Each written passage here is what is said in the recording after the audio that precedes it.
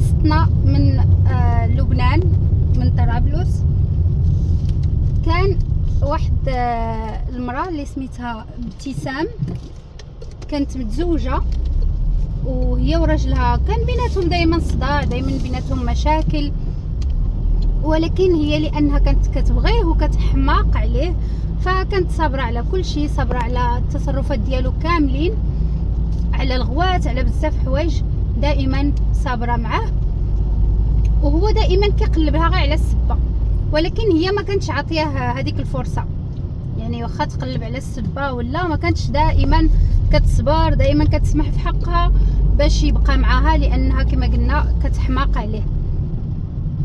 فمن بعد واحد المده طبعا عندهم ولاد وعندهم، فجا عندها راجلها وقال لها شوفي يا ابتسام، انا بغيت نخرج نخدم برا، هما كاينين في لبنان في النواحي ديال طرابلس.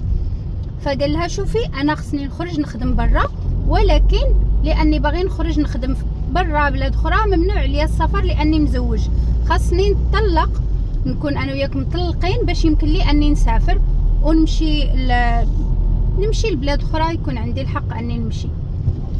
قالت له هي لا، كيفاش وكيفاش غتمشي وتخلينا وما يمكنش وكذا. قال لها غير شكليا غادي نطلقوا غير قدام الدوله، باش منين نخرج يكون عندي الحق اني نخرج، لاني مطلق ماشي مزوج. يقولوا لي هما هادشي ما عرفتش كان عندهم في 1997 هاد القصه كانت، هاد الواقعه ماشي في واقعه الطلاق كانت في 1997. قال لها ما نعرفش كان عندهم هذا القانون يعني ولا غير هو خرجها من راسو. المهم بقى كيقنعها قال لها راه الطلاق يكون غير شكلي وغير كذا، وانا ورانا كنبغيك وهذا. صافي تفاهموا انه غيطلق هو وياها، واحد الطلاق اللي غير قدام الدوله كما قال لها هو، يعني باش تسمح هي بجميع حقوقها وما يكون عنده، ما تكون تابعه حتى مسؤوليه وكذا. طلقوا ومشى على انه غيسافر. من بعد 3 سنين وهي كتساين شي اتصال، شي رساله، شي حاجه، يعني وصلت 2000 وهي كتساين منه شي اتصال او شي حاجه باش يعني يقول لها راه هاني استقريت في هذا البلاص، ولا هاني في البلاد الفلانيه، ولا والو. 3 سنين يعني اللي ما كاين لا اتصال، ما كاين حتى شي حاجه بيناتهم، وهي رغم هذا الشيء هي كتساينو. يعني في هاد 3 سنين هي كانت عايشه اكتئابها مع امراضها النفسيه مع كل شيء، وهي كتساين فيه. من بعد 3 سنين كتكتشف ابتسام انه الزوج ديالها اصلا ما سافرش، ما خرجش من البلاد، ومنين طلقها تزوج وحده اخرى. غادي نقولوا شكون هذه اللي تزوج الصاحبه ديالها، الروح للروح، الصديقه ديالها. ما نعرف صراحه كيفاش هي ما اكتشفاتش انه تزوج الصديقه ديالها، ولكن هذا الشيء اللي وقع. تزوج صاحبتها، ما كان باغي يخرج ما والو، يعني هذيك غير قلبها، غير لعب عليها هذيك اللعبه باش انه يطلقها بدون بلا ما يخلص حتى شي حاجه. المهم فاش اكتشفات وعرفت بانهم تفلاو عليها، وانه قلبها وان صاحبتها حتى هي اللي دات لها الراجل، فكانت بصريح كيفاش نقول لكم مفقوسه، كانت مفقوسه وحامقه وخصها تنتقم، باغا تنتقم باي طريقه. بدات كتفكر كيفاش وهي يجيب لها راسها ان واحد صاحبتهم ثالثه، لانه هما كانوا 3 صحابات، واحد صاحبتهم ثالثه اللي السميه ديالها ليلى، كتسكن في نفس العماره اللي ساكنه فيها بطله القصه ابتسام. غير ابتسام ساكنه في الطبقات الاولين، ما عرفت الطبقه الاولى ولا الطبقه الثانيه ديال العماره، اما ليلى فساكنه في الطبقه الخامسه ديال العماره. فهي شنو قال لها راسها راه ليلى هي اللي كانت لقاتهم، هي اللي لقات رجلها مع صاحبة ابتسام، وهي اللي يعني كانت كتدخل بيناتهم، وهي اللي كانت كتقاد لهم الامور. صافي هادشي اللي قال لها راسها، اقتنعت بانه ليلى عندها يد في هادشي اللي وقع لها، وانها خصها تنتقم، وبمن غتبدا الانتقام بليلى. فهزات وليداتها وطلعت عند ليلى. السلام لاباس كلشي بخير كلشي مزيان الحمد لله. قالت لها عافاك ديري لي، المهم عطيني، جالسه في الدار، جالسين وسط الدار عند ليلى، قالت لها اعطيني، هي راه قررت انها تنتقم منهم، كنقز لكم من حاجه لحاجه، هي راه قررت انها تنتقم منهم، ولكن من غتبدا بليلى، بما انه ليلى حداها في نفس العماره، يعني غتطلع 2 طبقات 3 غتلقاها. فطلعت عندها الطبقه الخامسه وجلست معها، بقات جالسه معها وهي شويه تقول لها اعطيني كاس د الماء. مشات ليلى قالت لها واخا، مشات جابت لها كاس د الماء من الكوزينه، عطاتها شربات، واحد شويه تقول لها جيبي لي عافاك واحد الكاس اخر ديال الماء، ومشات جابت لها كاس اخر ديال الماء ورجعات. فاش رجعات قالت لها كي ديه ردي الكاس. ليلى ردات الكاس يعني واستغربات، كاين شي حاجه غريبه. فشافتها فاش رجعت شافتها كتجري على ولد ليلى الثاني، ليلى عندها 2 ولاد صغير، فيهم واحد صغير عنده 2 ونص اللي عنده. فهي كانت كتجري على الاخر. قالت لها شنو كديري ابتسام، اش كديري؟ قالت لها راني رميت لك ولدك. شنو؟ قالت لها كيفاش رميتي لي ولدي؟ قالت لها رميت لك ولدك، راني رميته في الشارع من الشرجم. كطل هذيك ليلى، كطل ما كيبان لهاش ولدها، ما كاين حتى شي واحد مرمي في الشارع. كتقول لها اش كتقولي، راه ما كاين لا ولدي لا والو، كيفين ولدي؟ وهبطات كتجري للشارع ما لقاتش ولدها شنو وقع له؟ ابتسام فاش شدات الولد اللي عنده 2 ونص ورماته من الشرجم من الطبقه الخامسه، الولد طاح. وفي هذيك الوقت فاش طاح الولد كان واحد الراجل دايز ولقاه، شافو فاش طاح وفاش مشى عنده لقاه مازال فيه الروح، وهو يهزو مشى كيجري به باش يعتقوه، كيجري به لشي سبيطار ولا شي مستشفى باش يعتقوه. وفاش هبطت ليلى ما لقاتش ولدها، ما لقات حتى شي حاجه طايحه. فبقات كتقول لها فين ولدك؟ قالت لها انت اللي درتي لي هكا، وانت السبب في هذا الشيء. المهم بقات ابتسام كتدخل وتخرج في الهضره، عرفات راسها راه قفراتها تما يعني. المهم ابتسام بقات كتدخل وتخرج في الهضره. المهم ناض الغوات فعرفوا عنا بصح رمات الدري، ولكن شي واحد عتقو وصلوا للسبيطار، بصح للاسف الدري مات، ما تعتقش يعني، لانه ليطاج الخامس والدري الطبقه الخامسه والدري عنده 2 ونص، يعني الصحه ديالو ما غاديش تحمل هذاك العلو انها يعني تحمل شي حاجه. فداوها البوليس، خو كيحقوا معاها علاش قتلتي الدري، علاش رميتي الدري، علاش. كتقول لهم انا ماشي انا السبب، مو هي السبب، ومو هي اللي دارت، ومو هي اللي فعلات. قالوا علاش دارت، اش فعلات مو، باش يعني بغيتي تنتقمي منها بالولد ديالها. قالت لهم ها شنو دارت، راه هي اللي عرفات صاحبتي على راجلي، وراجلي طلقني وتزوج صاحبتي وقلبوني هما كاملين، وكانوا كيضحكوا عليا وخدعوني وكذا وكذا. فاش جابوا ليلى ما عندهاش يعني ما عندها حتى شي علاقه بهذاك الشيء. جابوا الطليق ديالها، قال لهم انا اصلا منين كنت مزوج معها كان عندي معها المشاكل، وكنت دائما انا وياها في المشاكل. فقلت لها راني غنسافر باش نطلقوا، طلقنا ومشيت وديت صاحبتها اللي كانت اصلا مزوجه. صاحبه ابتسام كانت مزوجه، ولكن فاش تعرفت على راجل ابتسام قررت انها تطلق، وطلقت من راجلها، وراجل ابتسام طلق ابتسام وتزوجوا.